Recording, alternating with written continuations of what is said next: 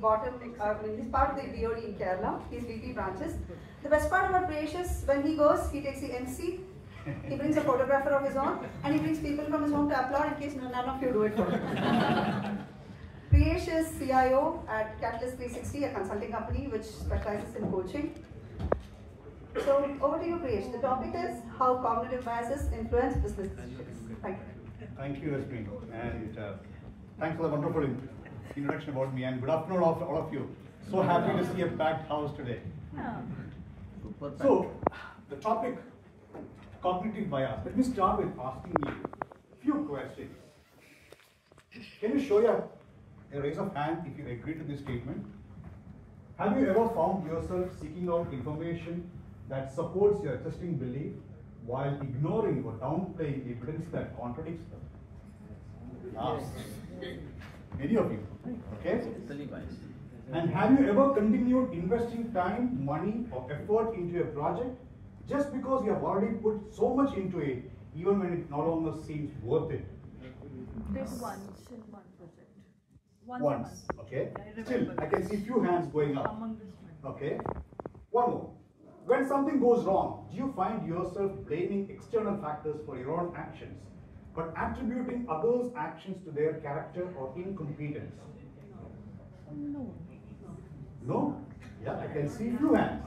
Thank you for being honest there.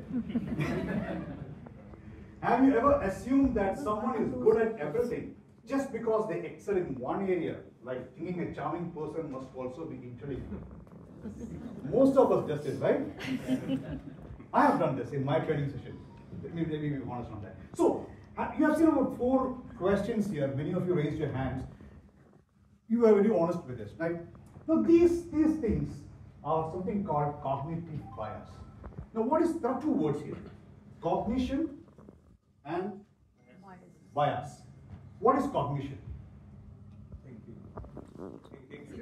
Huh? Thinking ability. It's the process of acquiring your knowledge and processing that through your senses, experiences, and thoughts. Rather, it's a process of thinking, right? And bias, it's a inclination to or against something or someone, or a deviation from rationality or neutrality in your thinking process. Now, if you put these 2 words together, when in your process of thinking, when you incline towards something or someone, that is called cognitive bias. It's a shortcut your brain takes to process information and arrive at a conclusion, which many of you would have encountered that in your decision-making process. So if you define cognitive bias,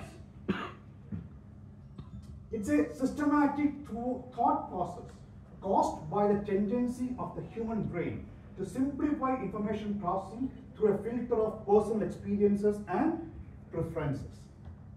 Now let me take you through few commonly occurring cognitive biases. Now I was with one of my customers a few weeks back. He is into a oil and natural gas industry in the west of Dubai. I was talking to him. I found he was building an ERP system from scratch. I asked him this question: why are you building it from scratch? Why can't you go and buy this from a vendor, off-the-shelf product? Now he told me his IT head gave him data points which convinced him that building this is better than buying it. And now he realizes that he spent $17 million on this product and many features are still to be completed. Now when he looks back, he feels his IT head was showing him data points which is more affirming the thought that he should build the system. So he was looking for the data points because the IT head wants to build the system. What do you call this bias? Confirmation bias. Right? Now let me take you to Australia. KFC. KFC was doing a campaign in Australia. They call it $1 Aussie chips for their French fries. Okay? But they decided this year, one year, they want to do something different in their campaign. So they went to their ad agency and told them, don't change the product, don't change the price, don't change the offer. Change the message that you're going to give my customers. How will you do this? So their ad agencies started looking for many psychological behaviors to see how to hook people to buy or increase the sales of French fries. And they came with a tagline: the deal is so good to be true, but only 4 per person. Now, you are putting an anchor there, right? Of 4. When you put an anchor there, what happens? You think the product is scarce. There is scarcity there. Loss aversion of loss. The people think, if I don't take that opportunity now, I will lose that opportunity. Then when you put a limit to that, you are telling this is of high demand. Value goes up. So what happens? People who didn't think of buying French fries go out and fry French fries. Who want to buy 1 might buy 2, 3 or 4. You know what happened in the sales? The sale of French fries went up by 58%. And number of people buying 4 packets of French fries in one transaction went up by 89%. And what bias is that? FOMO. Not FOMO, no. Yeah, you could call it anchoring bias because they put an anchor of 4. Now the same thing with, beta pricing, right? 9.99. You use the first number as the anchor and you think that is cheap, right? When you go to a shop, see a $1,000 shirt, and when you go to the next shop, see a $100 shirt, you think $100 is cheap? Yes. When you compare with the first one, $1,000? Yes. That's how human mind, we start relating things and we think we use the first available information to create anchor and we start comparing with that. And that is called anchoring bias. Let me tell you another one. In 2011, you must have heard about this department store in US, JCPenney. They are big discount stores, in the sense they have discount periods where the customer, when they give cut down from the marked down prices and they give huge discounts, customers come there for a bargain hunt. And they were not doing good in sales, so they dropped in a guy called Ron Johnson, who was credited with turning around Apple stores, and he was also part of Target, to come and become a CEO of JCPenney. Right? Now, Ron thought, I can turn around JCPenney because I have done this in the past with Apple and Target. He was very confident of doing that. And he thought, why are we having discount sales in our shops? Why can't we have a fair and square pricing strategy and make it everyday low prices? People who knew the customer base of JCPenney, within JCPenney, they told him, let's not do this. Because you don't know how customers will react, or customers who have been loyal to us will not like that behavior or will not like that strategy. He said, I know how customers behave. I have been with retail store. I will do this. And he went ahead and did a big mass change. Across JCPenney stores, he brought in the everyday low prices. Imagine what happened.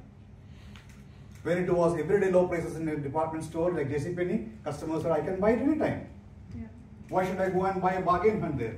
And people deserted the shop. And he was ousted from his CEO post, and they had to revert back to the old pricing strategy. So here what happened? Even though he was not aware about something, he was not fully knowledgeable about something, he thought he knew very well about that and went ahead and took a decision. Right? This is called Dunning-Kruger effect. Two individuals, David Dunning and Justin Kruger from Cornell University, they coined this word, Dunning-Kruger. If you know something, if you are not very well versed about or doesn't have knowledge about something, but you think you have good knowledge and take a decision based on that without consulting others, that is Dunning-Kruger effect. Right? Now, I was doing a training session once. A guy who was very well in communication. He was asking a lot of questions. He was answering. He was very involved, very engaged. I thought he is a very good leader. But as my training session progressed, I found him not very good in listening, interrupting others, and he still had a lot of qualities to be improved as a leader. What is that?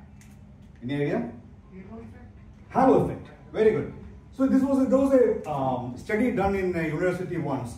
All the female students were asked to write an essay, and the male students were asked to evaluate the essay. So along with the essay, the photograph of the author was provided. You know what happened, right? People who were attractive were scored higher in the essay, even though the quality of essay was low. And we all have experienced this, right? When you see a person coming for a presentation, well dressed, speaks good English, even though very shallow presentation, you might score him high because of the way he presents that, right? That's halo effect. Now the example I said earlier about my customer, he spent $17 million on the product, or on building the product. Now he has two options in front of him: continue investing in that product because he has put in 17 million already, or shelve it and buy a new product. What is that? Any idea? Sunk cost fallacy. In 2014, Amazon, Jeff Bezos, you all must be familiar with him. He wanted to make Amazon equivalent to Apple rather than a Walmart. And he thought, let's have a new product. And they decided to bring in Amazon Fire mobile phones. Amazon, people who were in Amazon didn't think that's a good product strategy to bring at that point of time to their customers, but it was Jeff Bezos who wanted this, so everyone kept quiet about it. And Bezos released that product along with iPhone 6 release. Do you know what happened? Did the Amazon Fire product succeed in the market? 35,000 units were sold in 2 months, whereas 4 million units of iPhone 6 were sold in 24 hours. Even though it had many futuristic features like 3D perspective, whatever, but then people didn't find the features good enough to go and buy that. Finally, Amazon had to write off 170 million worth of inventory. I mean, of course, there's a lot of learning from that. Actually, Alexa came from that learning, but then that's a different story altogether. But then this is, because Bezos wanted this, everyone kept quiet. And what bias is that? Authority bias. When someone of authority speaks to you, you give more value, right? When your friend tells you to use this method to reduce your weight, you may not listen to him. But when the same method is told by a doctor, you might listen to that because the doctor has the authority. You believe that, right? That's authority bias. Now, when you are in a team, you see that your team member has made a mistake or slipped a delivery deadline. And you start blaming him for many reasons because of his incompetence or whatever, not able to communicate well with the remaining team members, he made the mistake. But when we make the same mistake, we tend to attribute that failure to many external factors. Customer didn't give the requirements on time, the team members didn't complete the code. Hardly you give the blame to ourselves. True or not? Yes. That is actor-observer bias, right? In 2014, Samsung had a Galaxy Note 7 mobile phone, right? Do you remember? What was it famous for? Battery problem. It used to catch fire. And at some point, it was banned from airplanes as well, aircraft as well. And at that time, the news about this electronic devices catching fire, Samsung phones catching fire was so widespread that people even thought that any electronic device with battery will have a problem. And people started avoiding buying electronic products. So any news coming in, that news has an impact on you in your decision-making process. When you see a lot of hijacks happening, a lot of terrorist attacks happening, you think you have more probability of happening an attack on you. Correct? That's availability heuristics. So what I said about 8 cognitive biases is something very commonly occurring biases. No, but do you think this is something that happens to only few individuals? Everyone. Most of us have got something or the other, right, of these biases. Now let's see what the statistics says. McKinsey did a study in 2018 said 37% business executives admit that sunk cost fallacy led to 15% project overruns. They continue investing in the project because of this. Cornell University in 2020 said 50% performance evaluations are affected by halo effect because of positive, negative traits of people affect their performance evaluations. A research done by Pew Research in 2019 said 83% people seek new sources that align to their existing beliefs, which is confirmation bias. And the Journal of Research said 61% people overestimate the likelihood of rare but highly publicized risks. So that's how widespread, and you all agree to that all of you have got this. What I said is about 8 biases, correct? But there are identified about 188 cognitive biases in the world. If you go to the net and search for this word, cognitive bias codex. I know this picture is a bit difficult to read, but then you can search in the net and this is the picture you get. The inner circle you see is all identified cognitive biases in the world. Sorry, to say something? No, I've seen this, but I haven't put mind onto that. Okay. So this is all the available cognitive biases identified in the world so far. But what I want to tell about this is, if you look at this, they have grouped these biases under 4 root causes. Why it is happening to you. Right? The first one is, you have too much information to process. Our brain has too much information. And if it starts processing all the available information, it will never reach a conclusion. If you start using all available information to figure out which restaurant to go for a lunch today, you will never go for lunch, right? You tend to find the nearest restaurants, the highest rated restaurant. Use some shortcuts to arrive at where you want to go and eat for lunch. So too much information, sorry? Or prepare at home. Prepare at home. So too much information, things like confirmation bias, anchoring bias comes there because you have too much information and the brain wants to find a shortcut. Now the other one is, you don't have enough information. And when you don't have enough information, our human brain is very good at finding correlations, correct? Finding patterns. If there is a high winter wear sale during Christmas period, you think that every Christmas you will have a higher sale and you start stocking up a company. But then they will figure out that there are other conditions, climatic conditions, people's fashion change, and it can affect your decisions. But then this, you tend to derive patterns with different information available and tend to arrive at a decision based on that. Or you don't have enough time to take a decision. You have to decide very fast about it. Now halo effect comes from that when you create different patterns. Example. But here you have got Dunning-Kruger effect, availability heuristics where you have to take actions faster, right? Or memory. You don't, when you see something, you don't keep everything in memory, do you? You're selective in your memory. And these days, ChatGPT, Google, you know it's available, so I don't need to keep that in memory. And there's a bias for that as well, Google effect. Okay. Right? And you have heard about recency bias. If you have done something bad in your work, that affects your performance appraisal. If that comes very recent to that, right? And people might disregard how much of a good thing you have done in the past. The Horn's effect. Recency effect, recency bias it's called.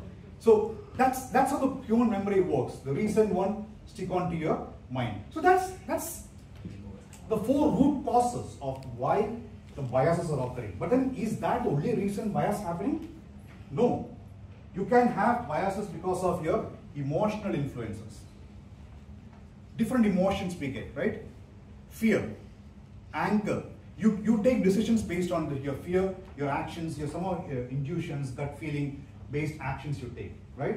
If you have a fear of flying, you might decide against flying. Or if you are a person who are not egoistic, you might take decisions depending on how the ego plays in your mind. Correct? Social pressures. Does that influence your decision? Sorry. When everyone else does, you tend to follow them. Something called bandwagon effect. When everyone is buying a shirt, you might also go and buy the same dress. Right? Or memory influences. When you have a bad experience with something, you tend to not to go into that product again. Not buying that product. So why this is happening? I mean, these are very well linked to your personality types. Now when you look at each one of you sitting in this room, you have coming through different environments.